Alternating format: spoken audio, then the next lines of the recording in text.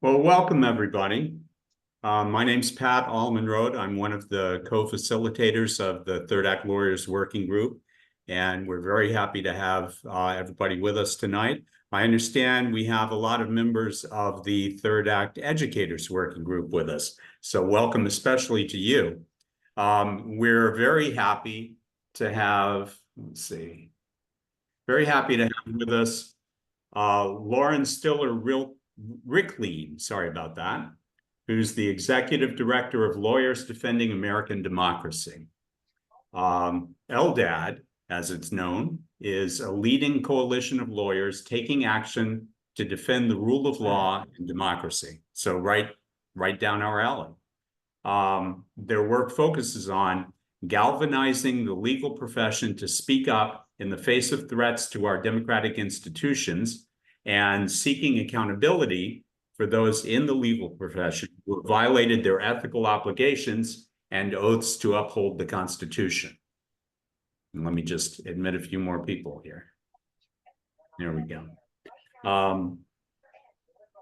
Lauren will be sharing insights into LDAD's important work, including its top focus areas as we approach the election and its priorities beyond November. She will also be providing us with her thoughts on what each of us, lawyers and non-lawyers, can do in the weeks and months ahead to support the objectives we all share. And I also wanted to mention that she is the editor of a book that came out just last year. Maybe Lauren, you can hold it up. The book is called Her Honor, Stories of Challenge and Triumph from Women Judges, that came out in 2023. And speaking with Lauren will be Mark Friedman, one of our core team members here at Third Act Lawyers. Mark retired from a long legal career at Intel just last year, and he's currently working at Pro Bono Net, a nonprofit focused on using technology and partnerships to bring free, high-quality legal help to millions of people. Mark is also on the board of Pro Bono Net's Pro Bono Net. We'll take questions in the chat. Please write down your questions, write your questions into the chat as we go, and we'll give those questions to Lauren at the end. And let me spotlight Mark and Lauren and then turn it over to them. Let's see. There we go. And Lauren. Okay. Mark, take it away.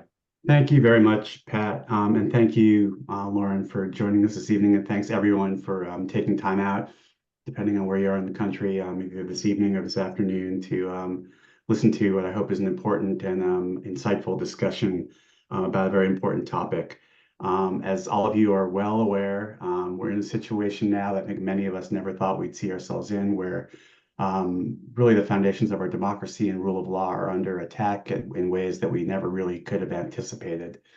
And at Third Act and elsewhere, we're trying to figure out how we can join the fight and help uphold these things that we hold dear. Lauren, I'd like to start our discussion tonight by just giving a little bit of your personal story. How did you get to a point where you're executive director of Lawyers Defending American Democracy? I don't think you probably figured that out when you were at law school or earlier in life, that like, this is what I want to do with my life. And maybe talk a little bit about the origins of LDAD and how they came into existence. Just give us that sort of context before we start talking about some of your work. Thank you. Yes, thank you for that question. Probably at no time in my life would ever I would have thought. In fact, most of my career was as an environmental lawyer. So two things happened at the same time during COVID, of all things. It was August of 2020. I was working on the book, Her Honor, in which I had been asked by the American Bar Association Judicial Division to edit stories of very prominent women judges around the country and talk about their journey and their struggles and triumphs to get to where they got, and how that all informed their work as judges. as I was doing that, I got a call from Scott Harshbarger, who is a former two-term attorney general in Massachusetts, a co-founder of Lawyers Defending American Democracy, who asked if I would join their leadership team, their board. And you know, he described this organization. At that point, LDAD was basically a year old, maybe. It was formed in early 2019 in response to all of the assaults on democracy that had been taking place in the years before, few years before that.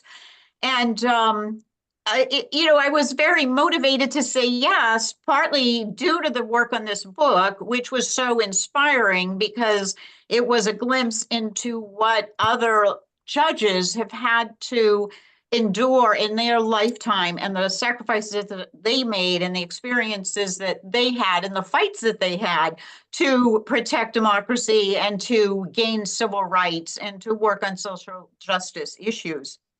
So I did say yes to being on the board, and then about a year plus later, I was asked to assume the role as well of executive director, because at that point there was so much to do that there needed to be some kind of unifying principle in terms of being in, you know, kind of helping to lead the organization and coordinate all of our work and figure out future projects. So you know, it was a time really of just these two passions coming together, and it has been in a remarkable few years since. It's been you know, I just never thought we would be living through what we are living through, and you know, dealing with the challenges and the never-ending fire hose drinking kinds of you know, incoming that we are all dealing with and facing. Just every single day is a new set of challenges for all of us. Thanks. We'll get to the specific work of LDAD and an overview of that in a few minutes. But first, one of the things that drew me to your organization is, you know, as a lawyer and someone who's devoted their life, like many of us, to, you know, to working within the rule of law, and to certainly, if you didn't graduate from law school and understand the importance of rule of law, I don't know what you were doing. LDAD's mission. The statement, we believe that as members of the legal community, we have a unique responsibility to defend the Constitution and the values on which our democracy depends. I mean, I agree with that wholeheartedly. I wonder if you could just go a little bit deeper on that and really give your perspective on that unique responsibility that you believe lawyers, that LDAD believes lawyers have, and your assessment of sort of how effectively the legal community has been rising to that challenge and fulfilling that role in the 5 or so years that LDAD has been in existence. Well, so to deal with the first part, I think lawyers have a very unique role at this point in our history and in the challenges that we face, because the threats that we are seeing are directly to the Constitution and the rule of law and the norms and principles of democracy. And who better to articulate what those threats are and how to address those threats than people who have law degrees and assert, you know, some skills and talents that go along with that in terms of being able to make an argument and address a problem and suggest solutions. So I think that this is a moment for the legal profession. And ultimately, I think that whether we successfully get through this moment is going to depend on how seriously the profession takes this. And by that, I mean, not just, you know, individual lawyers saying, oh, it's important to do this, but will we see the law firms stepping up and making the argument that protecting democracy and the rule of law is a nonpartisan calling for the profession? Same with academia. Will academia step into this moment? Will it change how it teaches professional ethics for its students? And then the whole bar association piece, which we can well, we can talk about that right now, I guess. The Bar Association side of this has been quite interesting. Until very recently, I would say it had been a disappointment. We were seeing, up until about a year plus-ish ago, there was no activity. We're not seeing democracy programs being sponsored by bar associations or major reports or work products coming out of the organized bar. That has changed significantly, I would say, even in the past year, for a couple of reasons. And the reasons go to the issue of how important leadership is.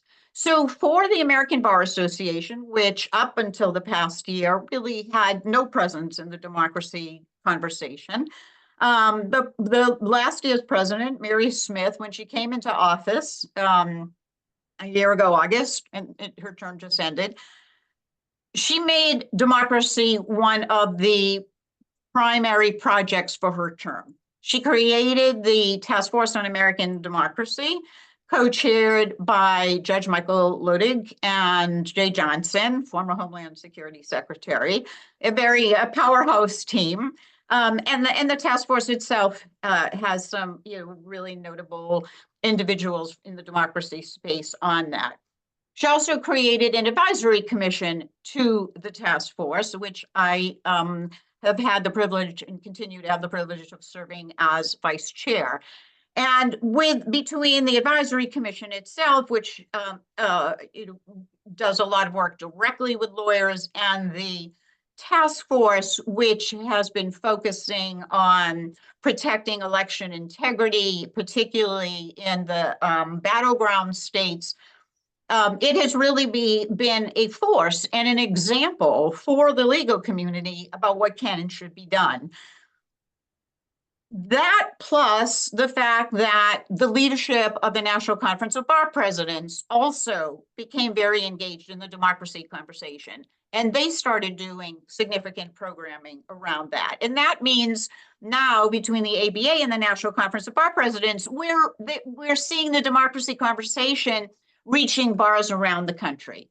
And you see some additional activity spiking as a result of that. I have had an opportunity this past year to be involved as other of my colleagues on the advisory commission, as the task force members have, in a number of bar programs focusing on democracy and the rule of law. So all of a sudden, where there had been no conversation in the organized bar on this topic, there's been this explosion, happily so, importantly so, on this topic. And now the goal has to be, how do we keep it up, and how do we keep the conversation moving forward and reaching more lawyers and more bar associations around the country? What actions are those heightened conversations, which I'm happy to hear is happening? What are the sort of goals in terms of taking action that what do you hope to see the bars accomplish by their increased engagement that they seem to be on path to do now? Well, so the bars themselves, one of the things that bar associations have in terms of their own unique powers is convening authority. They have the ability to bring together not just lawyers within their own association, but other leaders in the community. And that's one thing that I would love to see more of, which is the bars and lawyers generally acting as conveners to have these safe spaces and civil conversations addressing what lawyers can and should be doing. So the convening authority is a really important piece of this. And then within that is the opportunity to talk about what it is that lawyers can and should be doing specifically. I mean, you have the role of bar as educator, the bar associations, that's their job, I think, and they can do that. But then individual lawyers who want to get involved need the information to know, okay, what can I do and how do I do it? And I think what bars can offer in that conversation is very direct and explicit advice that focuses on nonprofit or nonpartisan organizations where people can jump in and help and actually participate in change. Good, good. Okay, thank you. Let's turn the discussion to LDAD specific work, because I know a lot of people on the call are not that familiar with the organization and what you do. Maybe we could start by talking about some of the highlights of the work in the first 5 years of existence, and certainly what you've been focusing on in the lead up to the election, which is now less than 3 weeks away. Perish the thought. and then turn to after covering that, and really a focus on the lead up to the election, I think is the most important there. What do you see as the ways that LDAD is going to be where you're going to be focusing after the election? We all know that this, is not going to end on November 5th. There are going to be challenges. There's going to be a lot of turbulence happening just with respect to the election results, obviously, in the immediate aftermath. But there's also longer term work to do to strengthen democracy and to insulate democracy from the kinds of sadly lawyer-led attacks that are happening in some of these places. And we'll get into, you can discuss LDAD's work in terms of holding lawyers accountable when they are on the wrong side of this equation, I think is a huge part of what you guys do. And I'd like to hear more about that. So if you could just give us sort of everyone a better window into your organization's work, both where it's been and where you see it going. Sure. So I think there are some core roles that we have played and will continue to play since the very beginning. One is the accountability work that we have done.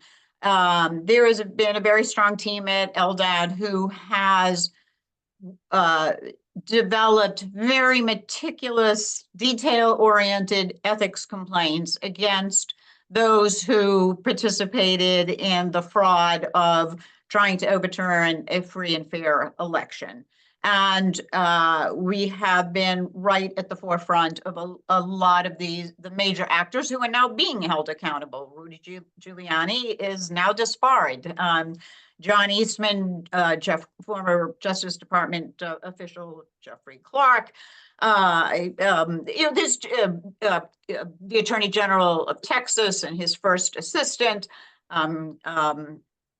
It's a long list. It's not as long as we would like it to be because of our own resource limitations, but we are very careful in our targets, and we make sure that we are quite convinced that there are very significant violations of the code of conduct that's applicable to that lawyer in the state where that lawyer is barred. And as I said, we're very pleased to see that accountability is taking hold. So that's a very core and fundamental part of what we do. Another thing that we do is we do a lot of special projects. Because we are a tiny organization, we have a lot of help from volunteers. Our board is very active, but we have almost no infrastructure because of resource constraints. But I think in some ways we do the work of much larger organizations because of the dedication and passion and the heightened skills that the lawyers who are involved bring to this work. But our special projects try to be almost entrepreneurial in nature in the best sense of the word. That is to say, where is there a need in the democracy space that's not being filled, and how can we do it? So one example was a few years ago when we were, as the disclosures about Justice Thomas were coming to light, and we were hearing about the ethical violations writ large taking place. There was a lot of calling for a code of ethics for Supreme Court judges, but there wasn't one to look at. And so we got together with another nonprofit organization. We also had the assistance of a wonderful law firm, pro bono, to say, okay, well, let's create a code. What would we like a code of conduct to look like for the Supreme Court justices? Mm-hmm. And we spent quite a bit of time on that, and we produced a very detailed draft code of conduct. I have to confess, it doesn't look like Justice Roberts looked at that code of conduct when he created the one that was implemented at the Supreme Court. There's not tremendous overlap on the important areas, but it still is something that is out there to say this is what we should be aspiring to for people who have lifetime tenure on the Supreme Court. Right now, we are implementing another special project regarding Project 2025. As we were seeing all of the important articles and analyses being written about it, we were struck by the fact that it was almost hard to digest the enormity of that document, because these articles often are summaries of all of the horribles of it. And so we came up with the idea of creating talking points where we would we cite to a particular quote within Project 2025, the 900 pages of it. And then we talk about in like around 200 words, why it matters. How does this impact democracy and the rule of law? So we are not arguing about policy implementation. We're not talking about, how do you deal with climate change, or how do you solve particular problems around, costs of healthcare. But we are talking about when Project 2025 is taking away rights, or wanting to eliminate the word climate from any federal document, or wanting to eliminate words like diversity, equity, inclusion, equality, women's rights, I mean, on and on.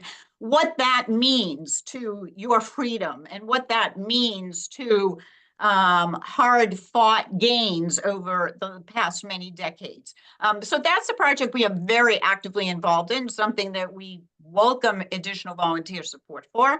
But we're very committed to trying to make Project 2025 as understandable as possible in small and easily digestible bites.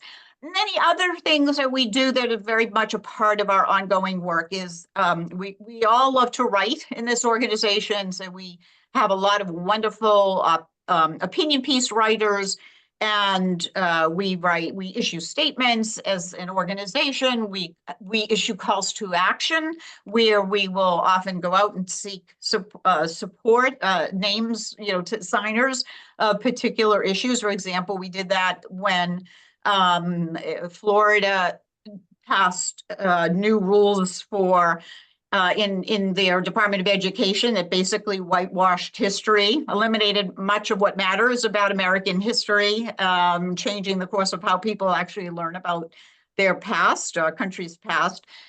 So, those are, again, part of just central core functions of what we do. And another initiative that I just want to mention, because I'm very excited about it, and it's very different from our what we normally do. We've had the opportunity to work with a group of students in college who had successfully implemented a pledge campaign at Amherst College that asked students to work for to pledge to work for a pro-democracy organization, either as an intern or volunteer in some way during their time at school. We learned about that project and spoke with folks involved in it, and thought about, can we try to help scale this? Can we take this to colleges around the country and enhance the pledge to say, would we, pledge to spend some time with a pro-democracy effort during your time in school, and commit to be a voter in your life, commit to voting in state, local, and national elections, as a way of trying to help create future engaged citizens. So that's something we are just starting, and we're very excited as we are ramping that up and trying to move that into colleges and universities around the country. Yeah, thanks. I was lucky enough to participate in the call with some of the students who were leading that with you, and it was right. it's always inspiring to see people of that age who are really fired up about democracy and wanting to strengthen it. And I hope that goes well. But it was certainly at my age, certainly find inspiration in seeing that generation really taking action, which is fantastic. So speaking of taking action, we are Third Act who's sponsoring this, and we're actors. We're not Third Watch. We're Third Act.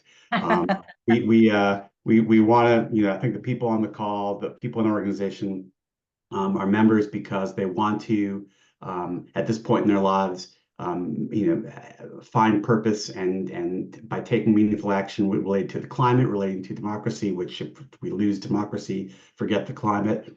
These things are all deeply, deeply interrelated, which is why Bill McKibben is equally focused on both, and the organization was founded to address both of these challenges.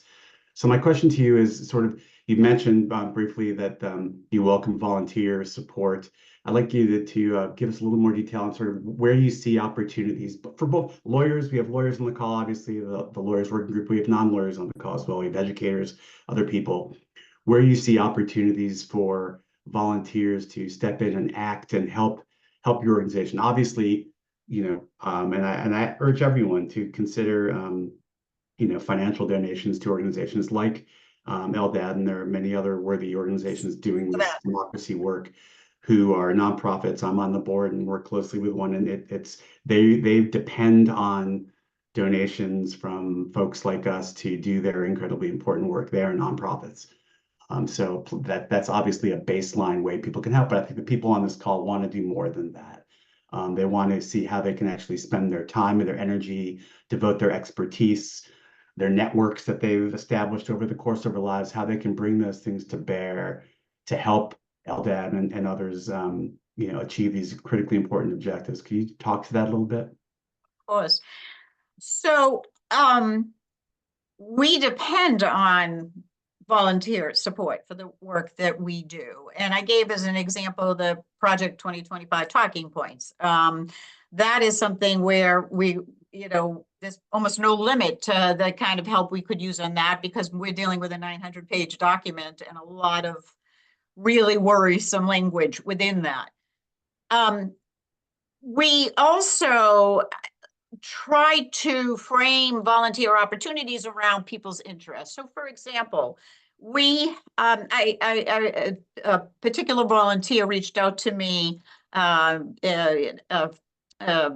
with a request about volunteering, and I spent some time with him talking about his interests. He's an adjunct professor of professional ethics at Georgetown, among other wonderful things that he does.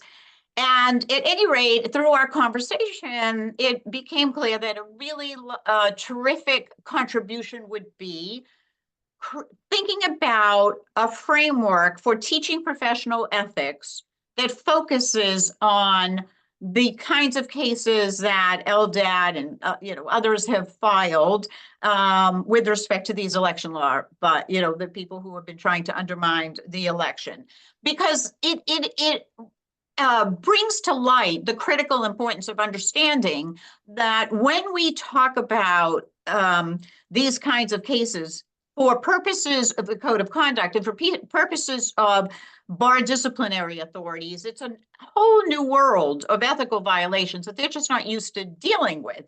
They're used to dealing with you're mad at your lawyer who ran off with your money, and you file a complaint, and that's the kind of bread and butter of professional ethics in many respects. This is very different, and it's exploding, but yet you don't see it in any core curriculum. You don't see it being taught, and it's really important that this be taken seriously by disciplinary authorities around the country and by law schools around the country. We talked it through. We began to work on. He created it, and then we just sort of helped tailor it for purposes of what we were going to use it for. But he created this marvelous curriculum that now lives on our website. It's we have on our website we have a tab called Resources, and this is under resources, it's a professional ethics curriculum, but it's there as a resource for anybody who wants to teach a course on professional ethics using these examples, who may be just wanting to do a webinar, a CLE, whatever. You can take this body of work and adapt it to your needs, and we are making it available.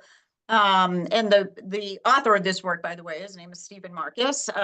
It just did a beautiful job of creating this content that's quite unique. So so those are examples, where we just try to work with somebody's particular interest, assuming it fits within the kind of work we do. We have on our website something called the Democracy Commitment, where we ask lawyers to sign on to a commitment, going back to your original question about why lawyers have a unique role to play. The Democracy Commitment lays out that role and asks lawyers just to agree to step up and do something to protect democracy and the rule of law. It's an important first step, and we hope that people on this webinar will take a look at that and sign on to it. But beyond that, there's just so many different kinds of opportunities to think about what the need is at this time, and how can we best express that.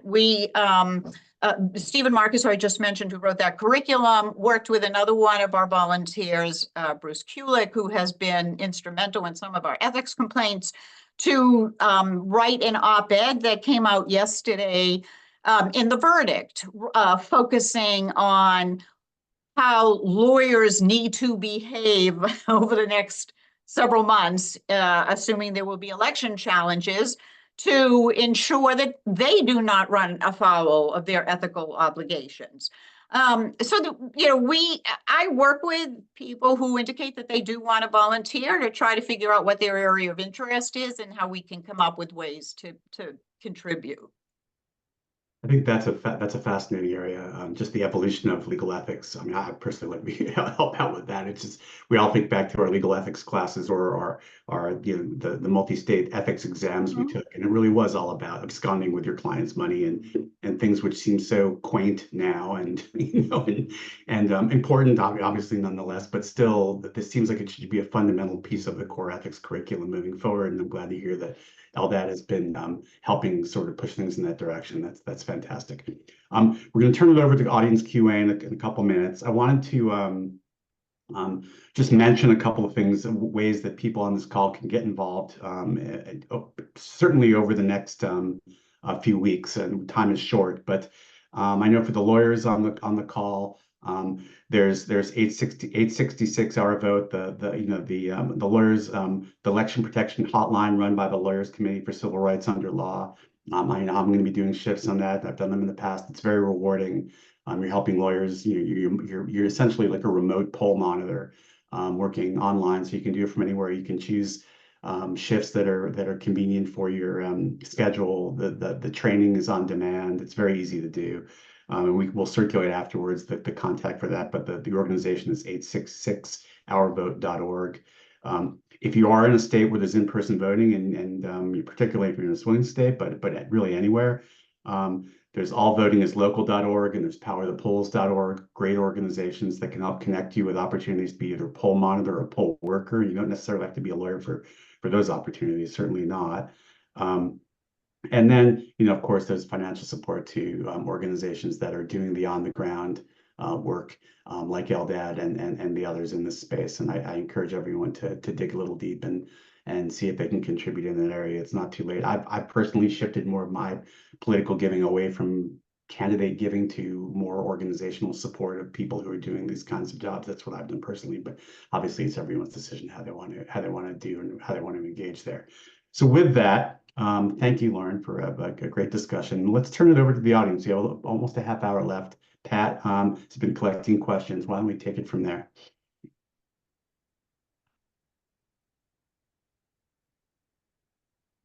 Okay. Yes, thank you, Lauren, for the interesting discussion, and thank you, Mark. Before we go to questions, I just wanted to give a little plug for Third Act and tell everybody who may not be familiar with the organization how to get involved with us. ThirdAct.org is a national organization of experienced Americans, as we like to say, folks over 60, fighting to protect and preserve and restore both the climate and our democracy. As I like to say, the planet and the polis. We are divided. Third Act is structured, I should say, not divided, structured in working groups, some of which are location-based and some of which are affinity-based. So for instance, I'm a member of Third Act NYC, my location-based group, and also of Third Act Lawyers, which is an affinity-based group. And we, as I mentioned at the start, we have members of Third Act Educators with us tonight, and it's great to have you with us. You can sign up through the Third Act website, which is just thirdact.org. And once you're on there, you can look around. There should be a tab that says working groups. I'll drop it in the chat if I get a chance. And you can then find a working group that you might want to affiliate with. So if you're not already a member, I know most of the folks on this call probably are members, but if you're not already a member, please join up and pitch in with this fight. So with all of that, we have a couple of maybe somewhat existential kind of questions, Lauren, and a couple that are maybe a little more practical and like, what do we do kind of things. And for the first one, I think I'm gonna invite the questioner to actually ask this live. So let's see if I can make this work. There he is. This is a blast from your past, I think, Lauren. Bruce, are you with us? Yes, can you hear me? Yeah, let's see. I'm trying to find you. Yes. Yep. Internet voice anywhere from the yes. Bruce, turn your camera on. Ah, I don't. there I am. Okay, let me find you. There it is. Oh, hey Bruce. Yeah. It's Yeah, very Lauren, I told them in the clear. chat. I told them in the chat we've known each other since college. We were on student government together. That's right.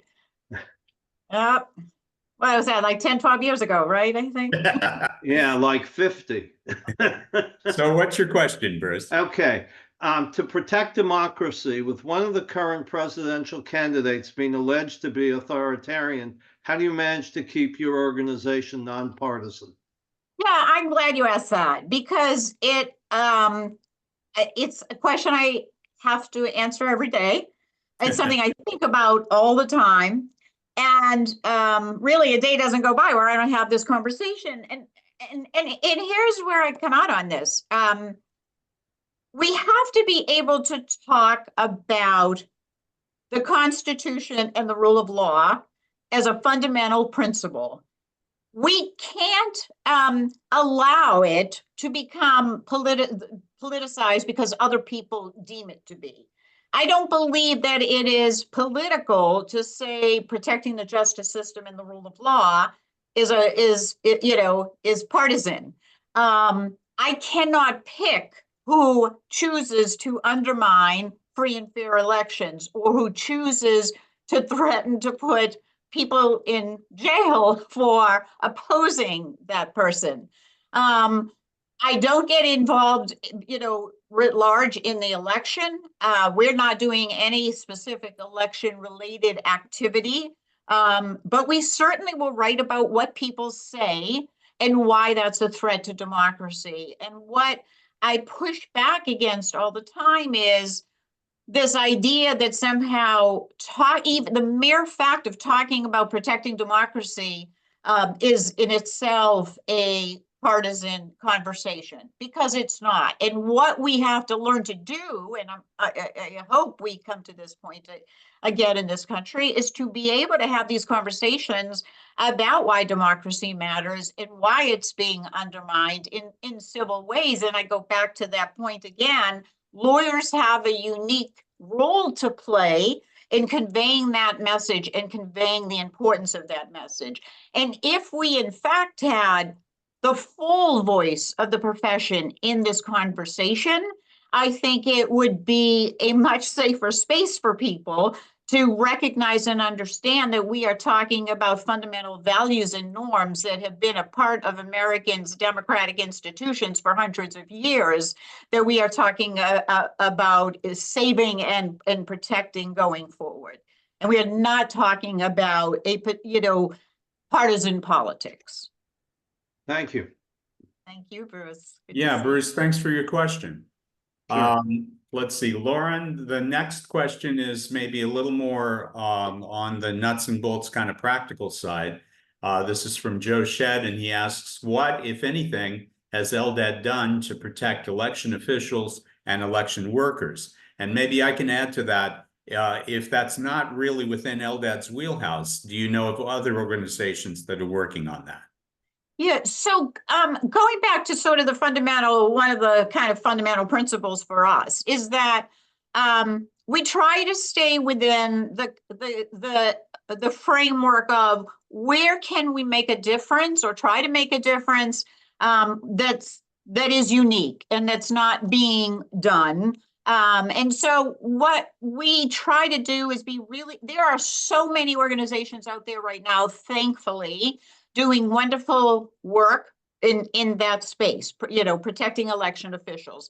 I will even give a shout out to one that I think is wonderful. I'm sure you've come across EOLDN, election official. Oh God, I mean, Mark, do you know? I should know. EOLDN, Legal Election Defense Official Network? Defense Network. Yeah. They try to connect lawyers to election officials who feel threatened or harmed or in some way need legal advice. The ABA has a program also around actual election day activities. So we try to be knowledgeable about where we can connect people. Sometimes we get, people writing into us and asking us, and we will give them whatever information we can about the nonpartisan activity in this regard. But but we know that work is being done and out there, and so we are not doing that work. Okay, thank you. Here's one from Jane Stolowich. She writes, as a non-lawyer who has been watching the ever-growing number of lawsuits aimed at eroding democracy, clearly there are many lawyers working with various entities to file such lawsuits. So my question is, are there enough lawyers/entities to overcome this ever-growing volume of anti-democracy lawsuits? She writes, I fear we're being outnumbered. That part I would feel very confident is not the case. I think that there are so many lawyers out there now and organizations out there and networks that are connecting in the election protection space that I don't think it's a question of being outnumbered at all. It's just it's just so sad to see, the kind of what's being filed and what has to be protected. And it goes back to that point of lawyers really ought to be thinking very carefully about their own future when they venture too far afield of the difference between zealous representation and really undermining the rule of law and democracy. But there is just a plethora of really wonderful lawyers out there right now who are engaged in this space. So I don't worry that the pro-democracy space is being outlawyered in any way.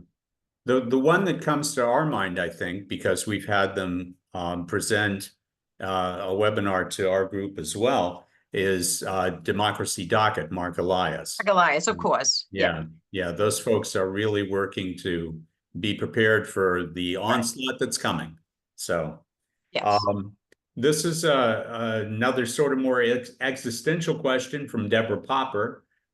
She writes, she was on a Zoom call earlier that had a Wisconsin lawyer describing the role of lawyers in that state, both for beginning the 2020 challenge to the election and subsequently calling for such lawyers to be called to account. He felt much of the challenges that may come this time around will be handled, hopefully well, at the state level. But since we're so dependent on the state court system and personnel, what do we do when the state system is so contrary to what it should be? Well, again, I think that goes back to what we in the legal profession are being called to do in this moment. And that is in every state, their lawyers should be absolutely paying close attention to where these threats are happening, who is helping to fight against them, and what, if anything, an individual lawyer can contribute or do. There are cases in which that support might not be needed, but I think there will be instances going forward, for example, where amicus briefs might be welcome, or some support, research support might be welcome. Or, as we were just talking about, issues relating to poll workers. But I think that really the order of the day going over the next couple of months is going to be vigilance and paying close attention to what is being filed and who is filing it, and what needs to, and making sure that there is adequate representation on the pro-democracy side to be able to combat it, and to pay attention to what the lawyers are representing in these cases. Yeah. You mentioned amicus briefs, and there was a comment in the chat from Barbara Herzog saying the amicus briefs are really worth describing. Are there some particular amicus briefs that LDAT has worked on that stand out for you? Yes, so we had our other co-founder, Gary Ratner, and one of our board members, Nick Fells, and in a group worked very hard on a wonderful amicus brief in the Moore v. Harper case, the North Carolina the case having to do with the legislative authority to try to overturn elections, in a nutshell. So there was an amicus that we filed there, and that's available to look at on our website. There have been amicus briefs that actually the same team filed in the ongoing disciplinary cases against Attorney General Ken Paxton in Texas and his top assistant. So we do it selectively, because to do a good amicus brief is an enormous amount of work, but we are always open to doing that work in appropriate circumstances, for sure. Great. There's also, I just want to mention one other project that is important that I didn't mention, and it's also an area where we really could use significant volunteer support. We created a project that is actually, it's in kind of pilot form right now. It's called on the website, called Marching Towards Autocracy. And it is an analysis of 8 principles and norms of democracy, things that we come to believe are critical in our democratic society, and how various states are undermining those norms and principles of democracy, and how by doing so, those states are in effect becoming more of an autocracy than a democracy.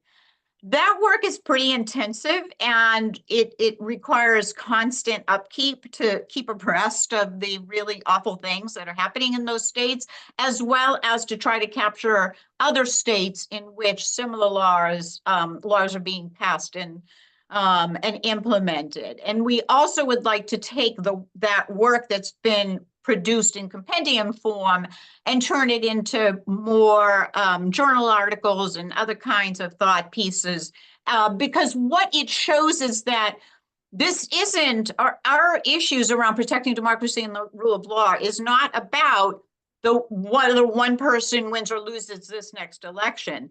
It is about what has happened in this country over the last several years, and how embedded this movement towards autocracy has become, and how important it is to make sure we get people to understand just how pernicious it is, and the deep tentacles it has in so many of our states. Yeah.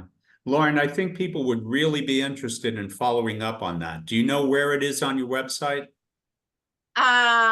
If you go to LDAT.org, the top tab says Our Work. Yeah. That's kind of all our projects. And if you just scroll down a little bit, last I looked, it was sort of on the right side of the page, but we have added a few things. But it's called Marching Towards Autocracy, and it has some little image there of kind of Scrabble pieces where. Oh, right. Do you see that? Yeah, I'll find that, and I'll drop that in the chat, because awesome. Thank you. I'm sure folks would like to. There it is. I'm sure folks would like to follow up. But let Thanks, I me appreciate get to that. another question here. Let's see. That's it, thank you. Okay. K. Doyle George writes, LDAD should be involved in prohibiting partisan gerrymandering. Why not partner with Common Cause? Does LDAD work on gerrymandering, or is there a partnership that is working on that? So we haven't just yet. It's a conversation I would be delighted to have.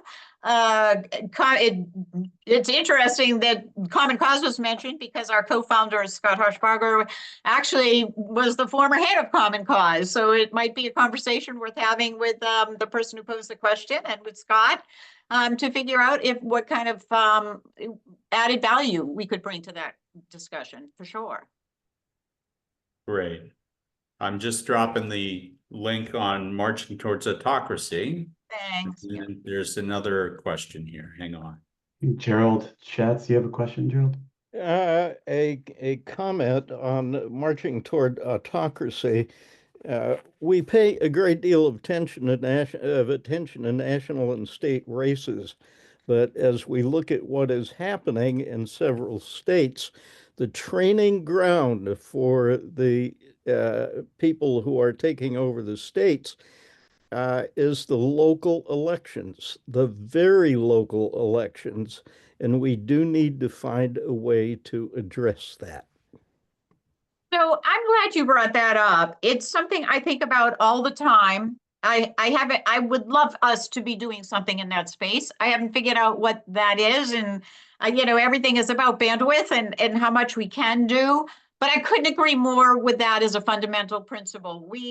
I think we are where we are in a lot of ways because those who have taken democracy for granted over the years and the rule of law for granted missed what was happening, missed the shifts that were taking place to erode a lot of our freedoms and impact the rule of law. So I do think there needs to be focus and attention very much at that level, and I would love to engage in that conversation further. Great. I think we've covered the questions in the chat. Maybe here, let me just change my view so I can see everybody. And if you have a question that you haven't put in the chat, maybe you could just raise your hand, the little electronic raise your hand function down at the bottom. Let me scan the pictures here.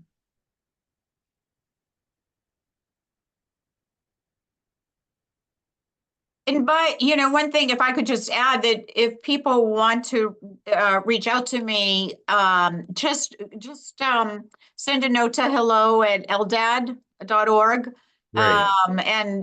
Just, you can indicate that, just reference this program and it will get forwarded to me and I will happily follow up. Great. Thank you, Lauren. We have a question from Dagmar. Dagmar, do you want to unmute?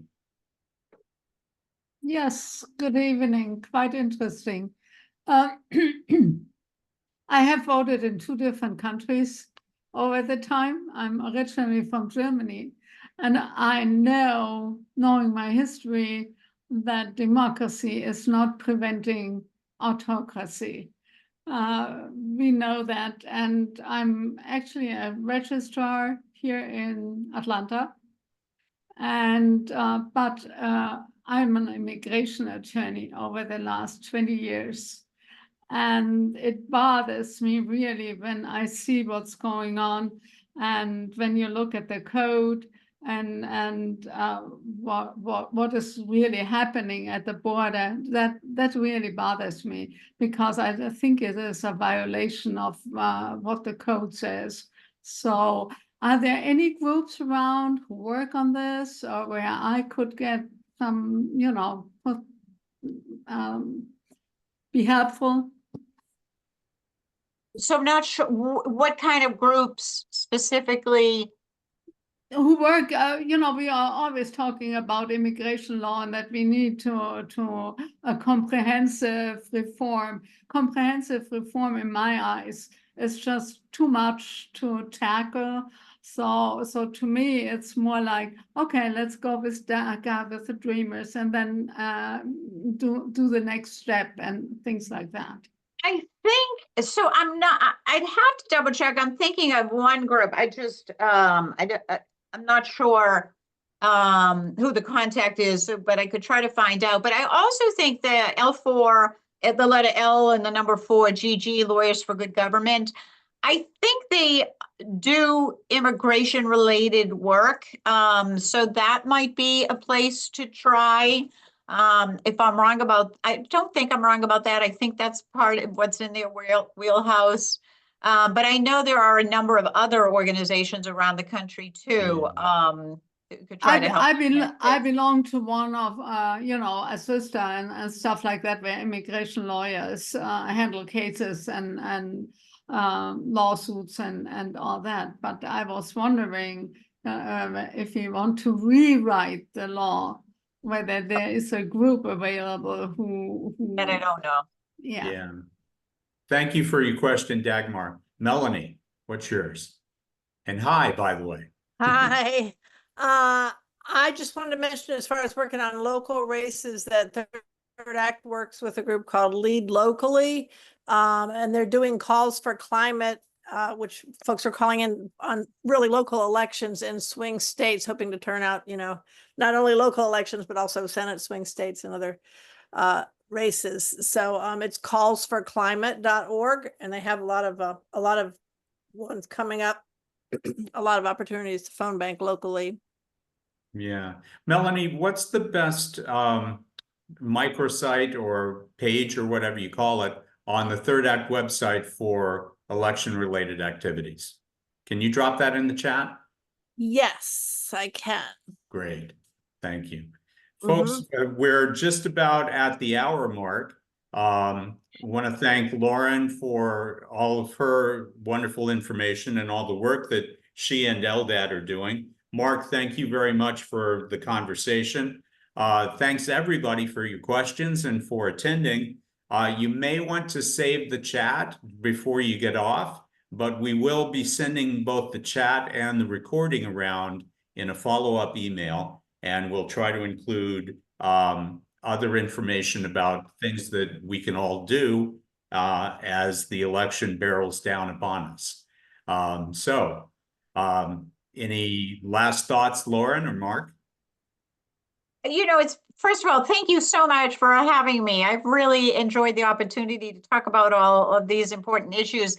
I guess I would just leave stressing with the recognition that there's going to be a lot of work ahead after this election, no matter how it comes out. There's been so much damage and so much erosion that's taken place over these past years that we're going to be spending a long time having to unravel that damage. And I just hope we can all stay inspired to do that and to do that work and to remember that I think we are all sharing something very similar in terms of where we are in our careers and why we are here, and that is a recognition of the legacy that we owe. Right. And I stay inspired by that every day, and inspired by all of you, and we just have to continue this effort. Thank you. Yeah, Mark. Thanks, Pat. Thanks everybody for calling in tonight. Okay. Well, thanks again. And I guess who was it that used to sign off? Courage? I think that was Edward Armuro, right?